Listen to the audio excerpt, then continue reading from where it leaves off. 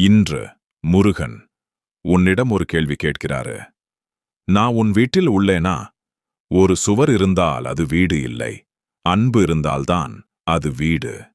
ஆனால் இறைவன் இல்லாத வீடு எவ்வளவு பெரியதாக இருந்தாலும் அது வெறும் கட்டிடம் மட்டும்.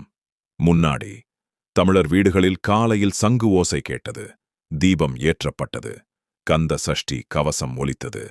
ஆனா இன்று கோபம், சண்டை, அழுகை, பயம் இவைகள்தான் நிறைந்து கிடக்கிறது.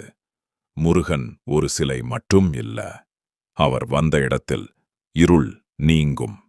அவர் பெயர் சொல்லும் வீட்டில கெட்ட சக்தி நெருங்காது. அம்மா அழுதாலும் முருகன் பார்த்துக் கொள்வார். அப்பா கஷ்டப்பட்டாலும் முருகன் கைவிட மாட்டார். ஒரு குழந்தை மனசார முருகா என்று அழைத்தால் அந்த வீட்டுக்குள் தெய்வம் நுழைந்துவிடும். நீ வீட்டில் வைத்திருக்கும் புகைப்படம் சாதாரண படம் அல்ல, அது உன் வீட்டை காப்பாற்றும் சக்தி. ஏன் சில வீடுகளில் கஷ்டம் குறையவில்லை? ஏன் தெரியுமா? வீட்டில் டிவி சத்தம் இருக்கிறது, ஆனால் இறைவன் பெயர் இல்லை. மனசில் ஆசை நிறைய இருக்கிறது, ஆனால் பக்தி இல்லை.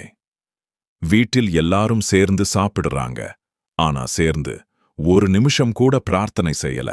அதனால்தான் அமைதி கதவை தட்டியும் உள்ளே வர முடியல. முருகனை வீட்டுக்குள் வரவழைப்பது எப்படி? ஒவ்வொரு நாளும் காலை ஒரு தீபம் ஏற்று ஓம் சரவணபவா சொல்லு. முருகன் பாடல் ஓடு. கோபத்துக்கு பதில் அன்பு கொடு. வீட்டில் பெரியவர்களை மதிச்சு நட.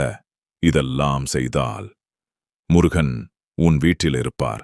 அவர் இருக்கும் இடத்தில அதிர்ஷ்டம் வரும், நிம்மதி வரும், அமைதி வரும். இப்போ முருகன் உன் முன்னாடி நின்று கேட்கிறார், நான் உன் வீட்டில் உள்ளேனா? உன் மனசு திறந்திருக்கா? உன் வீட்டில் என் பெயர் ஒலிக்குதா? ஒரு தடவை மனசார சொல்லு, முருகா, என் வீட்டில் நீங்க எப்பவும் இருக்கணும்.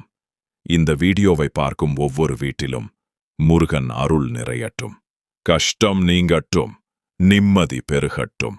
வேல் வேல் முருகன்.